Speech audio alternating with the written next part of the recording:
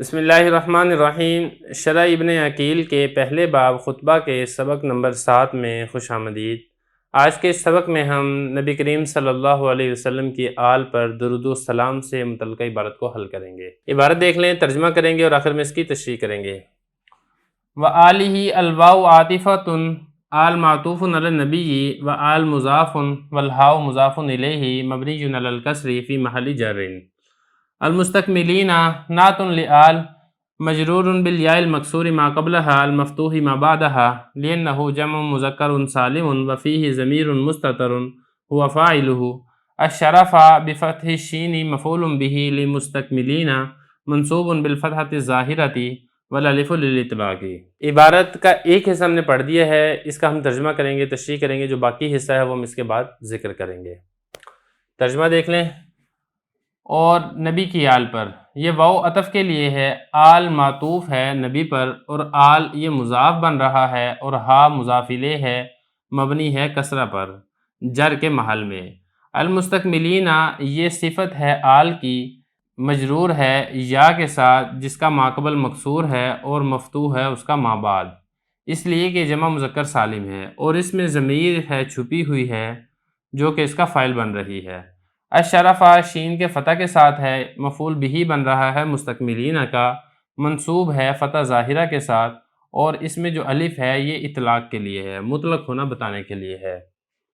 عبارت پڑھ دی، ترجمہ کر دیا، اب چلتے ہیں اس کی تشریح کی طرف۔ دیکھیں یہ جو دوسرا جملہ ہے وَآلِهِ الْمُسْتَكْمِلِينَ الشَّرَفَ، اس جملے کی وضاحت ہو رہی ہے۔ جو آل ہی ہے یہ لوٹ رہا ہے نبی کریم صلی اللہ علیہ وسلم کی طرف۔ یہ جو آل ہے، یہ پہلی بات تو یہ کہ جو واو ہے، اس واو کا عطف ہو رہا ہے نبی پر۔ یہ کہا بالواو عاطفۃ آل معطوف علی النبی، یہ جو آل کے اوپر واو ہے یہ واو عاطفہ ہے اور اس کا عطف ہو رہا ہے نبی پر۔ تو مطلب یہ بنے گا کہ نبی چونکہ جر ہو رہا تھا الا کی وجہ سے، تو چونکہ آل کا عطف نبی کے اوپر ہے تو یہ بھی عطف کے واسطے سے یہ بھی مجرور ہوگا الا کی وجہ سے۔ تو یہ کہا کہ یہ معطوف ہے نبی پر، مطلب یہ کہ آپ نے اس کے اوپر بھی جر پڑھنا ہے۔ اور آگے بتایا آل مضاف ہے اور ہی ضمیر مضاف الیہ ہے، مبنی علی الکسر۔ یہ جو ہی ضمیر ہوتا ہے مضاف الیہ میں جو ہی ضمیر ہوتی ہے واحد مذکر غائب کی، یہ ہی ضمیر پہلی بات تو یہ ہے کہ یہ مبنی ہوتی ہے کسرہ ہونے کی وجہ سے۔ مبنی کیوں ہوتی ہے؟ کیونکہ تمام ضمائریں یہ مبنی ہوتی ہیں، ضمیریں جتنی ہیں وہ تمام کی تمام مبنی ہوتی ہیں، اور اس مبنی میں سے بھی یہ وہ ضمیر ہے جس کے اوپر کسرہ آتا ہے۔ تو یہ بتایا آل مضاف ہے اور ہا مضاف الیہ۔ ہا کون سی؟ یہ جو ہا ضمیر ہے، یہ ہی ضمیر مضاف الیہ ہے، مبنی علی الکسر، یہ مبنی ہو رہا ہے کسرہ ہونے کی وجہ سے، فی محل جر، جر کے محل میں۔ تو یہ چونکہ مضاف الیہ واقع ہو رہا ہے اور مضاف الیہ مجرور ہوتا ہے، اس لیے اس کو یہاں پہ کہا گیا کہ یہ جر کے محل میں ہے۔ اس کے بعد آگے دیکھیں المستکملین الشرفا، یہ جو المستکملین ہے یہ آل کی صفت بن رہا ہے، تو اس کو آپ نے اس ترتیب سے عبارت حل کرنی ہے۔ آل مضاف اور ہی ضمیر مضاف الیہ، مضاف الیہ سے مل کر آپ اس کو بنائیں موصوف، اور المستکملین کو آپ نے بنانا ہے اس موصوف کی صفت۔ یہ بتا رہے ہیں کہ جو المستکملین ہے یہ صفت بن رہی ہے آل کی، مجرور ہے یا کے ساتھ جس کا ماقبل مکسور ہے۔ اس کے اوپر جو حالت ہے، پہلی بات تو یہ ہے کہ اس کے اوپر حالت جری ہے۔ یہ کہا کہ آل مجرور ہے، حالت جری کیوں ہے؟ اس کی وجہ یہ ہے کہ موصوف صفت کا اعراب ایک ہوتا ہے۔ جب آل کے اوپر آپ نے جر پڑھ دیا ہے تو مستکملین چونکہ اس آل کی صفت ہے لہذا آپ اس کے اوپر بھی جر پڑھیں گے، تو یہ جو ہے یہ مجرور ہے۔ اگلی بات یہ کی کہ اس کی جو حالت جری ظاہر ہو رہی ہے یا ماقبل مکسور اور ما بعد مفتوح کے ساتھ، اب اس کو ذرا سمجھنا ہے۔ دیکھیں یا سے ماقبل ہے لام، اور لام پر کسرہ ہے، یہی انہوں نے کہا یا المکسور ما قبلہا، ایسی یا کے ساتھ حالت جری آ رہی ہے جس کا ماقبل یعنی لام وہ مکسور ہے، اس کے اوپر کسرہ ہے۔ المفتوح ما بعدہا، وہ یا جس کا ما بعد مفتوح ہے، اس یا کے بعد والا نون ہے جس کے اوپر فتح پڑا گیا ہے، تو اس کے اوپر فتح آ رہا ہے، تو اس طرح اس کی حالت جری ظاہر ہو رہی ہے، کیونکہ جمع مذکر سالم ہے اور آپ کو معلوم ہے جمع مذکر سالم کی حالت نسبی اور حالت جری یا ماقبل مکسور اور مابعد مفتوح کے ساتھ آتی ہے، اسی وجہ سے اس کے اوپر بھی اسی طرح اعراب آیا ہے۔ یہی وہ آگے بتا رہے ہیں لِأَنَّهُ جمع مذکر سالم، یہ جمع مذکر سالم ہے اور جمع مذکر سالم کی حالت جری اسی طرح آتی ہے یا ماقبل مکسور اور یا مابعد مفتوح کے ساتھ۔ وفیہ ضمیر مستتر هو فاعل، اگلی بات یہ کہ یہ شبہ فعل ہے، اور شبہ فعل میں آپ کو بتا چکا ہوں جس طرح فعل میں فاعل ہوتا ہے، فعل کے متعلقات ہوتے ہیں، شبہ فعل میں بھی بالکل اسی طرح فاعل اور متعلقات ہوتے ہیں۔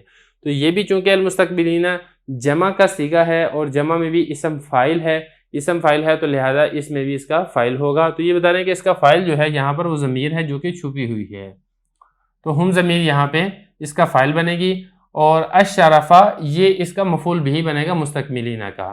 یہی کہا کہ وفیہ ضمیر مستتر، اس میں ضمیر ہے جو چھپی ہوئی ہے جو کہ اس کا فاعل بن رہی ہے مستکملین کا، اور الشرفہ یہ شین کے فتح کے ساتھ ہے۔ اس میں ایک قرات اور بھی ہے، وہ اس کے بعد میں آپ کو بتاؤں گا۔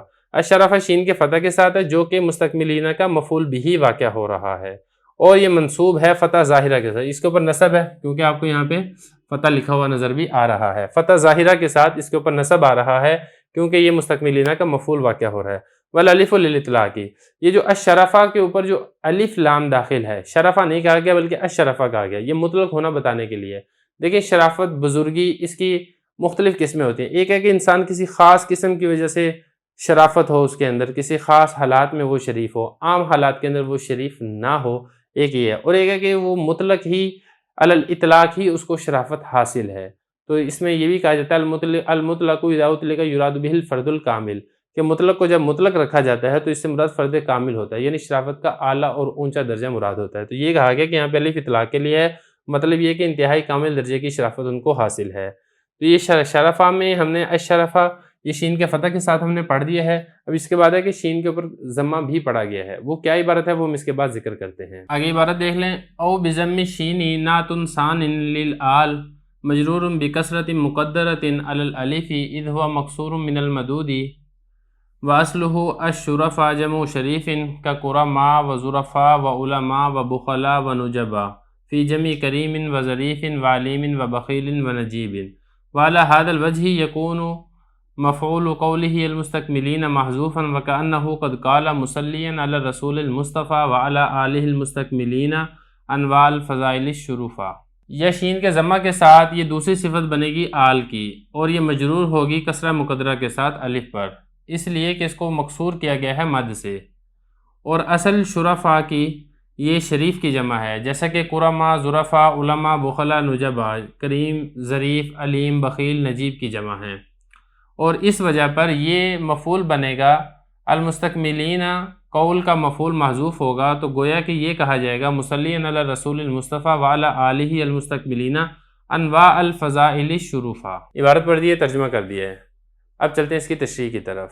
دیکھیں یہ جو تھا الشرفاء، اس کے بارے میں بات چل رہی ہے کہ الشرفاء اگر ہم اس کو پڑھتے ہیں تو اس ساری وضاحت ہم نے کر لی ہے، لیکن ایک قول کے مطابق اس کو الشرفاء بھی پڑھا گیا ہے، تو شین پر فتح نہیں بلکہ اس کے اوپر ضمہ بھی پڑھا گیا ہے۔ اگر آپ اس شین کے اوپر ضمہ پڑھتے ہیں تو پھر اس وقت اس کی ترکیبی حیثیت کیا ہوگی؟ تو یہ بتا رہے ہیں کہ اگر آپ اس کے اوپر شین پر ضمہ پڑھتے ہیں تو اس وقت یہ جو آل ہے، اس آل کی دوسری صفت بنے گی۔ آل کی پہلی صفت تو بن جائے گی المستکملین، دوسری صفت بن جائے گی الشرفاء۔ تو یہی کہا او بضم شین، یہ شین پر ضمہ ہوگا، یہ دوسری صفت بنے گی آل کی، اور یہ مجرور ہوگا کسرہ مقدرہ کے ساتھ۔ دیکھیں جب یہ آپ نے اس کو اس کی صفت بنایا آل کی، تو اس کے اوپر تو کسرہ آنا چاہیے تھا، شروفی ہونا چاہیے تھا، تو کسرہ تو نہیں ہے، تو کسرہ ظاہر میں نہیں ہے لیکن چھپا ہوا ضرور ہے۔ تو یہ کہہ رہے ہیں کہ کسرہ ہے لیکن مقدرہ ہے الف پر کسرہ مقدرہ ہے، ظاہر نہیں ہے۔ اذ ہوا مکسور من المدودی، یہ جو جملہ ہے یہ ذرا سمجھنے والا جملہ، اذ ہوا مکسور من المدودی، یہ میں پہلے آپ کو آگے بتا دیتا ہوں، پھر ہم اس جملے کو انشاءاللہ واضح کریں گے۔ اب آگے کیا کہہ رہے ہیں کہ جو شرفاء ہے یہ شریف کی جمع ہے، یعنی وہ آل جو شرافت والی ہیں، جیسا کہ قرماء، ظرفاء، علماء، بخلاء، نجباء، یہ سارے کے سارے جو جمع ہیں کس کی جمع ہے؟ صفت مشبہ، جیسے قرماء ہے وہ کریم کی جمع ہے، ظرفاء ہے ظریف کی جمع ہے، علماء علیم کی جمع ہے، بخلاء بخیل کی جمع ہے، نجباء نجیب کی جمع ہے۔ بالکل اسی طرح جو شرفاء یہ بھی جمع ہے شریف کی، جو کہ صفت مشبہ کا صیغہ ہے۔ اب اگلی بات آپ نے یہاں پر یہ سمجھنی ہے کہ یہ جمع کس کی ہے، یہ ان واحد الفاظ اس کے یہ ہیں، اور یہ جو جمع ہے یہ، اب یہ اصل میں لفظ بنے گا شرفاء، الف مد کے ساتھ. الف کی دو قسمیں ہیں، ایک ہوتا ہے الف مکسورہ اور دوسرا ہوتا ہے الف ممدودہ. الف ممدودہ کس کو کہتے ہیں؟ الف ممدودہ اس کو کہتے ہیں کہ جس کے بعد حمزہ آئے اس کو الف ممدودہ کہتے ہیں، اور الف مکسورہ اس کو کہتے ہیں جس کے بعد آگے حمزہ نہ آئے. اب یہ جو شرفا ہے یہ الف ممدودہ ہے، کیونکہ اس کے بعد آگے حمزہ آ رہا ہے، اور اگر اس کے بعد حمزہ نہ ہوتا تو پھر اس کو ہم نے کہنا تھا الف مکسورہ. تو یہ چونکہ شریف کی جمع ہے اور جتنی بھی یہ فعیلن کی جمع آتی ہیں یہ الف ممدودہ کے وزن پر آتی ہے، لیکن ان کے آخر میں الف ممدودہ آتا ہے. جیسا کہ ساری مثالوں میں آپ دیکھ چکے ہیں، کرما اس کے آخر میں بھی الف ممدودہ ہے، ظرفا، علماء، بخلا، نجبا، ان سب کے آخر میں الف ممدودہ پایا جا رہا ہے. تو بالکل اسی طرح جو شرفا ہے اس کے آخر میں بھی الف ممدودہ ہے.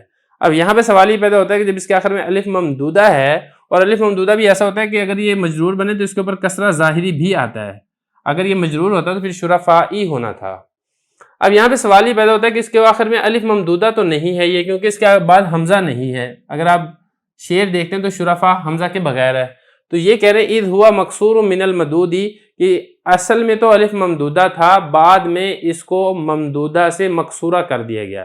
الف حمزہ کو ہٹا کے اس کو چھوٹا الف یعنی الف مکسورہ صرف رہنے دیا گیا، اس لیے کہ یہ مکسورہ کر دیا گیا ہے الف ممدودہ سے.